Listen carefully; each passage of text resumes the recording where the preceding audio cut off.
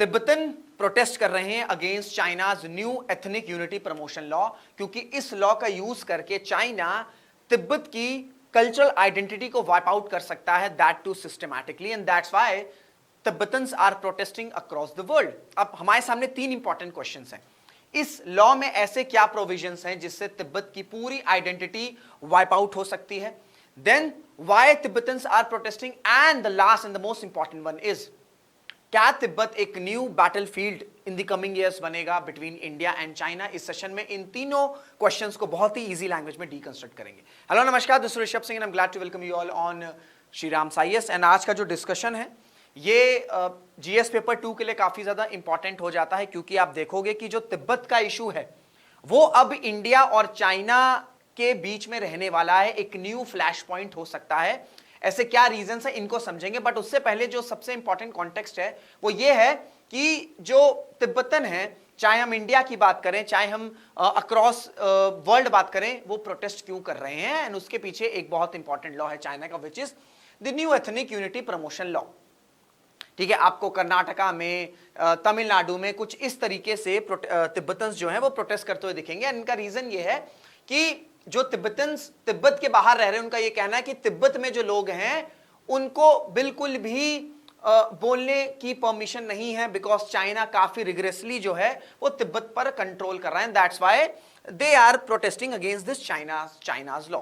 अब ये जो लॉ है, that is law and promoting ethnic unity and progress, इसमें ऐसे क्या प्रोविजंस हैं कि पूरी की पूरी आइडेंटिटी को ही, कल्चरल आइडेंटिटी को, क्योंकि हम तिब्बत की बात कर रहे हैं, कोई नई कंट्री की बात नहीं कर रहे हैं, ऐसा क्या इस लॉ में है कि पूरी की पूरी कल्चरल आइडेंटिटी को वाइप आउट किया जाएगा? देखो, इसमें सबसे इंपॉर्टेंट एस्पेक्ट ये है कि इस लॉ के under ethnic unity and progress ये क्या कह रहा है, यानी कि जो मैंडरिन लैंग्वेज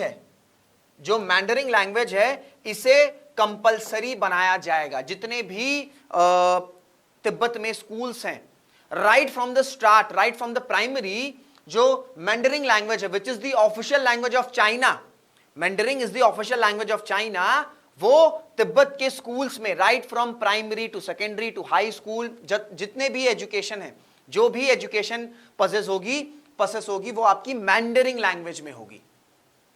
तो चाइना इससे क्या कर रहा है? चाइना इससे तिब्बत पर अपनी आइडेंटिटी कहीं ना कहीं इंपोज कर रहा है, अपनी आइडेंटिटी कहीं ना कहीं इंपोज कर रहा है, क्योंकि ऑब्वियस सी बात है, अगर आप चाइना की या तिब्बत में चाइना की ऑफिशियल लैंग्वेज पर अगर इंस्ट्रक्शंस होंगे, एजुकेशनल इंस्ट्रक्शंस होंगे, देन डेफिनेटली जो चाइना है उसका कल्चर कहीं ना कहीं इंपोज होगा।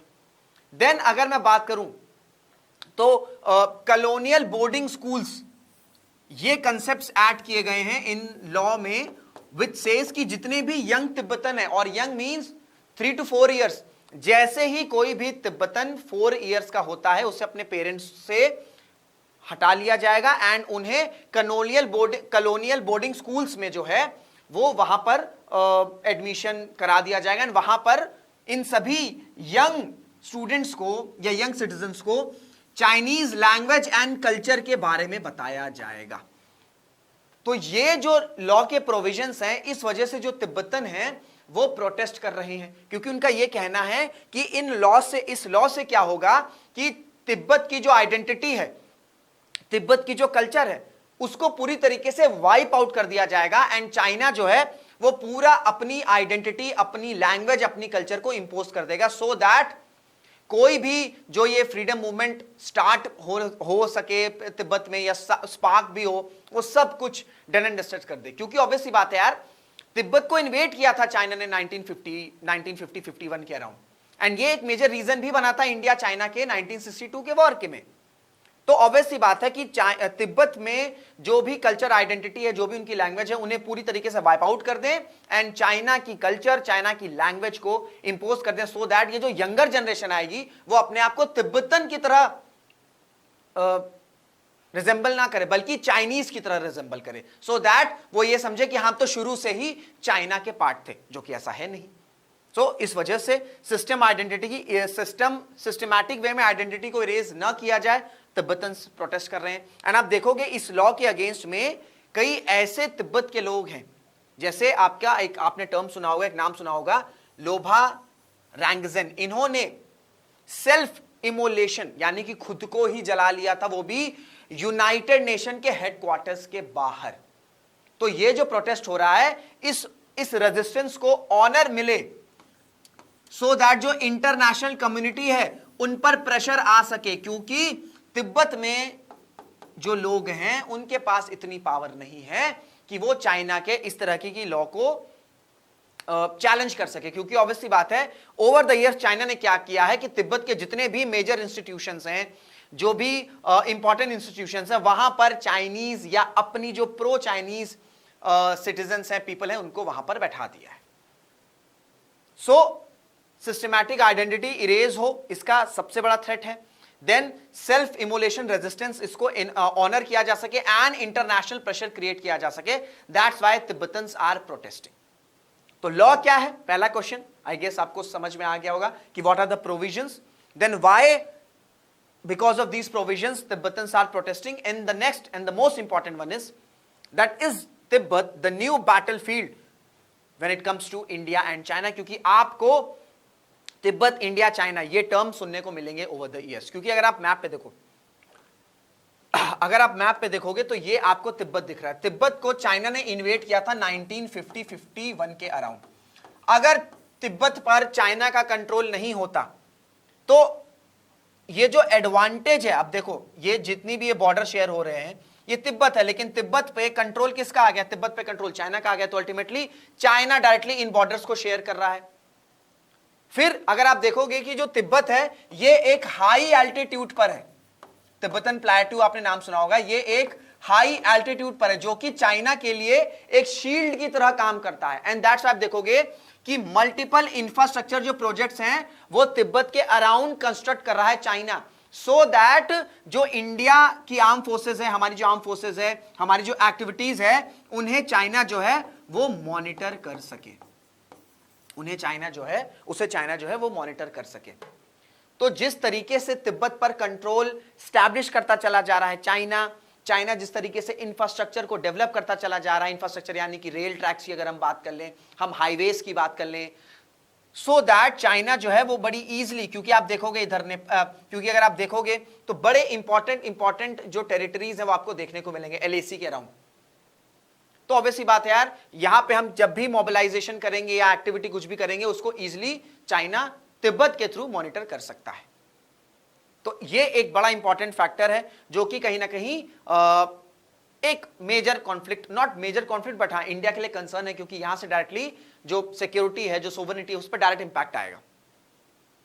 देन अगर आप देखोगे कि ब्रह्मपुत्र रिवर अगर हम बात करें तो ब्रह्मपुत्र रिवर में इंडिया जो है वो डाउन स्ट्रीम है, ठीक है, ऊपर क्योंकि तिब्बत से राइज हो रही है ब्रह्मपुत्र, ठीक है। तो ब्रह्मपुत्र रिवर पर कई सारे प्रोजेक्ट जो हैं वो चाइना कंस्ट्रक्ट करता चला जा रहा है।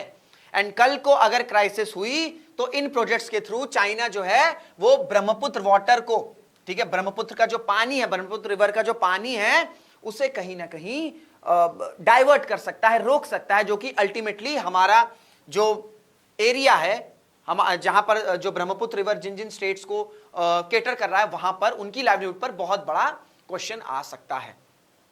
तो जितना ज्यादा कंट्रोल ये तिब्बत पर चाइना स्टैब्लिश करता चला जाएगा, वहां पर जितनी उनकी कल्चर को आइडेंटिटी को इरेज करता चला जाएगा, उतना ही स्ट्रांगली यहां पर स्टैब्लिश होता चला जाएगा। एंड ब्रह्मपुत्र रिवर को लेकर फिर इंडिया और चाइना में आप एक क्राइसिस देख सकते हो। और आज भी कंटिन्यूसली चाइना जो है वो ब्रह्मपुत्र रिवर पर डैम्स हो गए, हाइड्रो प्रोजेक्ट्स हो गए, वो कंटिन्यूसली डेवलप कर रहा है, और इंडिया ने कंटिन्यूसली इनको लेकर रिप्लाईज भी दिए हैं, स्ट्रिक्ट रिप्लाईज भी दिए हैं। डन। इन लास्ट जो इशू है वो है दलाई लामा का सक्सेशन। ये एक बहुत मेजर फ्लैश पॉइंट हो सकता है। दलाई लामा के सक्सेशन को लेकर चाइना का स्टांस ये है कि जो न्यू दलाई लामा बनेंगे उसमें पूरा का पूरा से चाइना का होगा। वहीं जो दलाई लामा है वो ये कह रहे हैं कि जो नए दलाई लामा बनेंगे, जो कि स्पिरिचुअल लीडर हैं तिब्बत के, रिलीजियस लीडर हैं तिब्बत के, वो जब अपॉइंट होंगे तो उसमें चाइना का कोई भी से नहीं होना चाहिए। क्योंकि अगर इतनी इंपॉर्टेंट पर्सनैलिटी को अपॉइंट करने में चाइना का से है तो ऑब्वियस सी बात है ये कोई एक pro China Dalai Lama appoint करना चाहेगा। वहीं इंडिया का स्टांस ये है, इंडिया कहीं ना कहीं ये कहता है, इंडिया का एक तो न्यूट्रल स्टांस है, बहुत ज्यादा अग्रेसिवली अभी इंडिया नहीं बोल रहा है when it comes to Dalai Lama. हमारे साथ प्रॉब्लम क्या होती है ना कि हम न्यूट्रलिटी और एग्रेसिव और डिफेंसिव में ही इसके डिलेमा में फंसे रहते हैं, और फिर जब एकदम क्राइसिस आपके डोर पर आ जाता ना, फिर आप जो है स्टेटमेंट देना शुरू करते हो, एक्शंस लेना शुरू करते हो। तो इंडिया का भी स्टांस ये है, इंडिया यही कहता है कि जो दलाई लामा है, जो दलाई लामा का सक्सेशन है, वो जिस तरीके से दलाई लामा अपॉइंट हुए थे पहले, जैसे होते आए हैं वैसे ही होना चाहिए। ठीक है, किसी भी कोई भी इंटरफेरेंस नहीं होना चाहिए।